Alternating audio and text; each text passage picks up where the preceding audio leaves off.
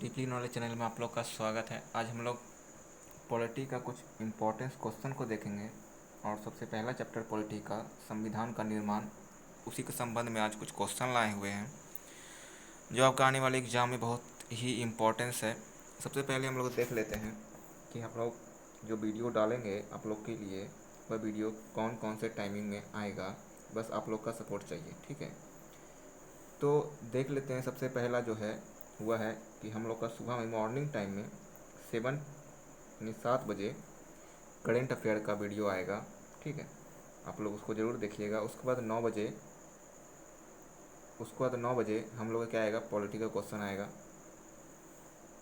उसके बाद 11 बजे जो है वह हिस्ट्री आएगा, मोस्ट इम्पॉर्टेंट क्वेश्चन।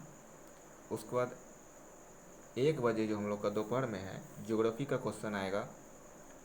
और उसके बाद 4 बजे साइंस और जीके का मिक्स क्वेश्चन रहेगा, तो उसको ज़रूर देखिएगा। और उसके बाद हम लोग देखते हैं कि शाम 5 बजे जो है साइंस का क्वेश्चन आएगा और शाम 9 बजे मैथ का क्लास होगा, यानी मैथ का क्वेश्चन आएगा, ठीक है। तो आप लोग इसको ज़रूर देख लीजिएगा और कनेक्ट रहिएगा। और अगर मेरे चैनल को लाइक और सब्सक्राइब नहीं किए हैं तो सब्सक्राइब करके हमारे परिवार में जुड़ जाइएगा, जो आने वाले और बेल आइकन को दबा दीजिएगा, जो आने वाली वीडियो का आपको नोटिफिकेशन मिल सके।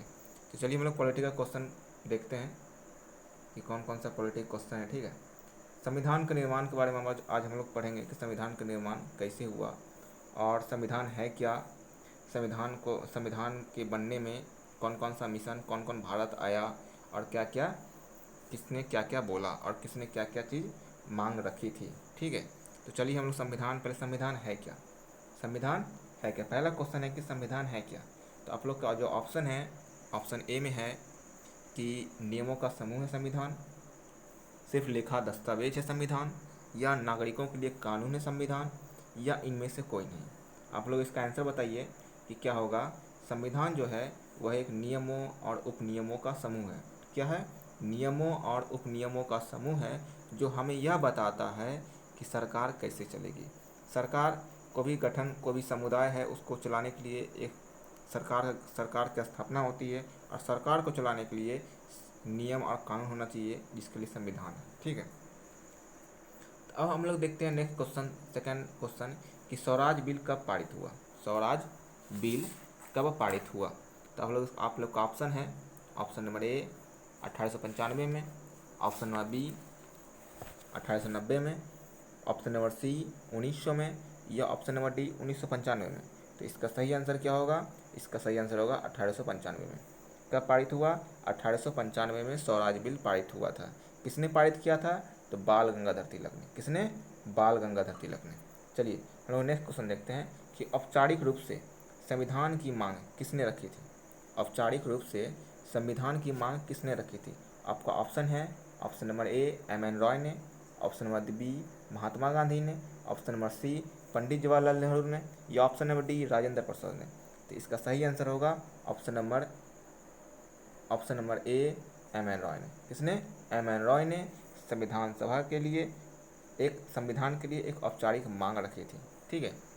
चलिए हम लोग नेक्स्ट क्वेश्चन देखते हैं, क्वेश्चन नंबर 4 कि अगस्त प्रस्ताव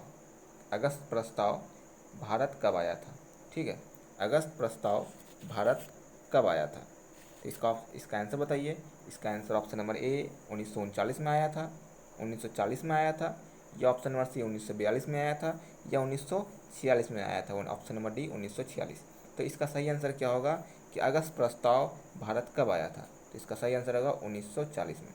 अगस्त प्रस्ताव कब आया था। 1940 में आया था। चलिए हम क्वेश्चन नंबर 5 देखते हैं कि क्रिप्स मिशन जो है भारत कब आया था। क्रिप्स मिशन भारत कब आया था। ऑप्शन नंबर ए 1942 में, ऑप्शन नंबर बी 1940 में, ऑप्शन नंबर सी 1946 में, या ऑप्शन नंबर डी 1950 में। तो इसका सही आंसर होगा क्रिप्स मिशन जो है 1942 में आया था। और क्रिप्स मिशन को कौन लौटा दिया था। तो क्रिप्स मिशन को महात्मा गांधी ने लौटा दिया था, यह कहकर कि यह पोस्ट डेटेड चेक है। पोस्ट डेटेड चेक मतलब यह ऐसा चेक है जिसका बैंक पहले ही नष्ट हो चुका है, तो ये चेक हम लोग कहाँ भजाएंगे, यह कहकर क्रिप्स मिशन को महात्मा गांधी ने लौटा दिया था। चलिए हम लोग देखते हैं question number 6। Cabinet mission, Cripps mission के जाने के बाद कैबिनेट मिशन भारत आया। तो कैबिनेट मिशन भारत कब आया, अब बताइए इसका आंसर। ऑप्शन नंबर ए 1946 में आया, या ऑप्शन नंबर बी 1947 में, या ऑप्शन नंबर डी 1948 में, या ऑप्शन नंबर सी 1948 में, या ऑप्शन नंबर डी 1950 में। तो इसका सही आंसर क्या होगा, इसका सही आंसर होगा क्रिप्स मिशन के जाने के बाद 1946 में कैबिनेट मिशन भारत आया, और कैबिनेट मिशन के अनुसार ही संविधान सभा का गठन हुआ और चुनाव हुआ। चलिए हम लोग देखते हैं नेक्स्ट क्वेश्चन आगे कि संविधान सभा का गठन कब हुआ। संविधान सभा गठन कब हुआ, अब बताइए इसका आंसर। नवंबर 1946 में हुआ, बी ऑप्शन नंबर बी नवंबर 1947 में, या ऑप्शन नंबर सी नवंबर 1948 में, या ऑप्शन नंबर डी, सॉरी यहाँ पर डी होना चाहिए, इस नवंबर 1949 में। तो इसका सही आंसर क्या होगा, इसका सही आंसर होगा नवंबर 1946 में संविधान सभा का गठन हुआ था और उसके बाद चुनाव हुआ, उसके बाद संविधान सभा के निर्माण की प्रक्रिया शुरू हुई। चलिए देखते हैं ये सब क्वेश्चन आगे हम लोग देखेंगे कि संविधान सभा में कुल कितने सीटें थी।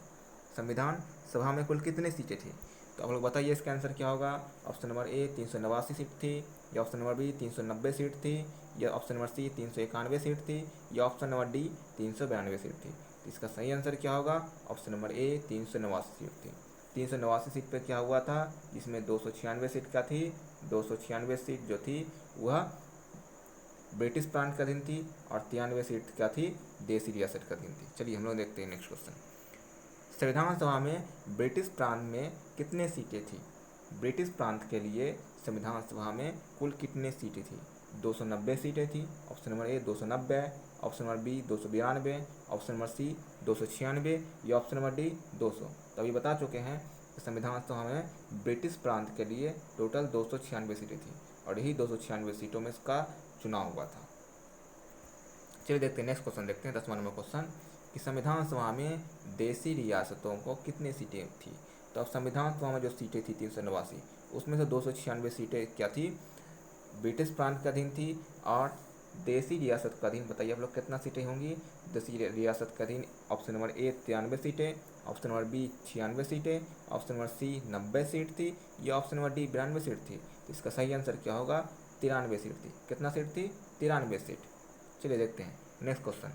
संविधान सभा में ब्रिटिश प्रांत के अधीन जो सीटें थी उसमें गवर्नरों के अधीन कितनी सीटें थी।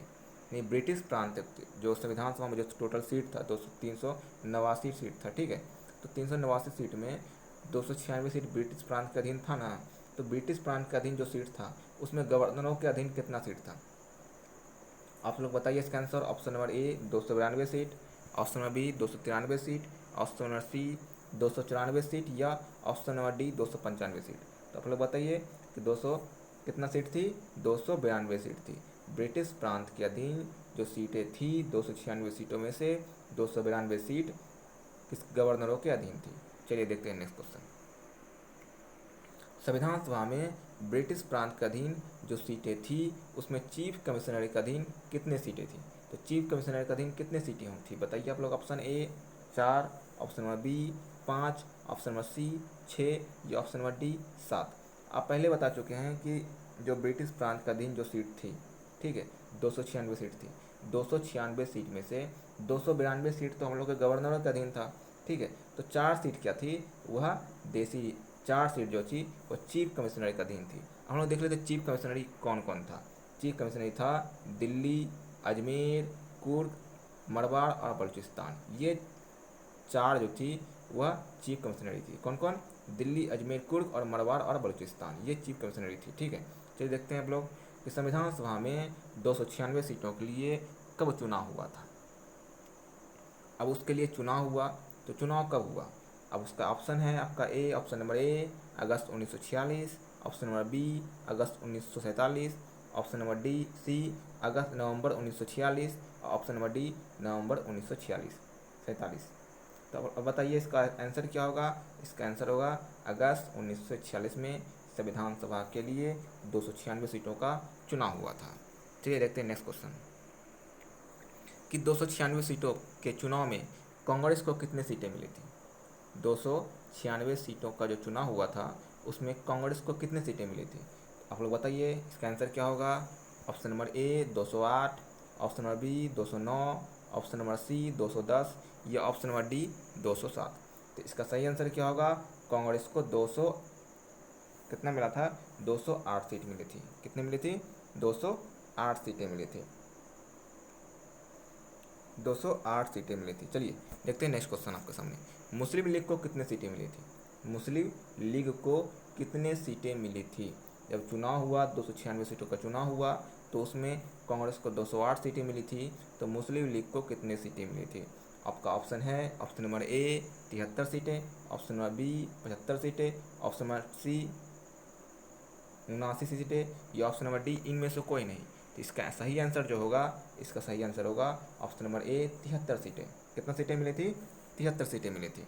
अब देखते हैं क्वेश्चन नंबर 16 कि संविधान सभा के चुनाव में अन्य को कितने सीटें मिली थी? अब ये तो पार्टी वाइज होगी।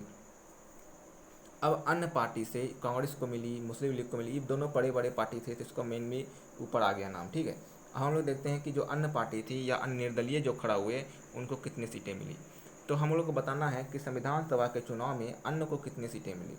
आपका ऑप्शन है ऑप्शन नंबर ए 15 सीटें, ऑप्शन नंबर बी 16 सीटें, ऑप्शन नंबर सी 17 सीटें या ऑप्शन नंबर डी 18 सीटें। तो इसका सही आंसर होगा ऑप्शन नंबर ए 15 सीटें। अब देख लीजिए 15 सीट में से 8 सीट क्या हुआ था? निर्दलीय था, मतलब निर्दलीय खड़ा हुआ था, और 7 जो थे वो अन्य पार्टी से खड़े हुए थे। ठीक है, तो देख लेते हैं क्वेश्चन नंबर 17 कि संविधान सभा में महिलाओं की कितनी संख्या थी? जो संविधान सभा बन रहा था 296 सीटों का जो चुनाव हुआ था उसमें महिलाएं कितनी थी? तो हम लोग आपका ऑप्शन है option number A 14, option number B 15 या ऑप्शन नंबर सी 16 या ऑप्शन नंबर डी 19। तो आपका सही आंसर क्या होगा? इसका सही आंसर होगा कि संविधान सभा में कुल महिलाओं की संख्या 15 थी। चलिए देखते हैं नेक्स्ट क्वेश्चन कि संविधान सभा में सामान्य समुदाय के कितने सदस्य थे?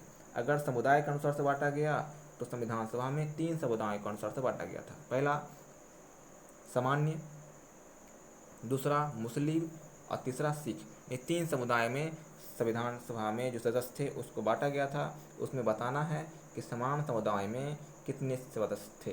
तो आपका ऑप्शन है 213 सदस्य, ऑप्शन नंबर बी 220 सदस्य, ऑप्शन नंबर डी सी 219 सदस्य या ऑप्शन नंबर डी 209 सदस्य। आप लोग बताइए कि समान समुदाय में कितने सदस्य थे? बताइए तो इसका आंसर क्या होगा? इसका आंसर होगा ऑप्शन नंबर ए 213 सदस्य क्या थे? संविधान सभा में समान के थे। क्या थे? समान थे। चलिए देख लेते हैं कि समान समुदाय के आधार पर संविधान सभा में 213 समान से और 79 मुस्लिम से और 4 सिख थे। ठीक है, संविधान सभा की पहली बैठक कब हुई थी? आपका ऑप्शन है 9 दिसंबर 1946 को पहली बैठक हुई थी या 10 दिसंबर 1946, option number B, option number C 11 दिसंबर 1946 को या ऑप्शन नंबर डी 12 दिसंबर 1946 को। तो इसका सही आंसर होगा 9 दिसंबर 1946 को संविधान सभा की पहली बैठक हुई थी। इसी बैठक में डॉक्टर सच्चिदानंद सिन्हा को संविधान सभा का अस्थायी अध्यक्ष चुना गया था। चलिए देखते हैं लास्ट क्वेश्चन, संविधान सभा की पहली बैठक में कितने सदस्य उपस्थित थे?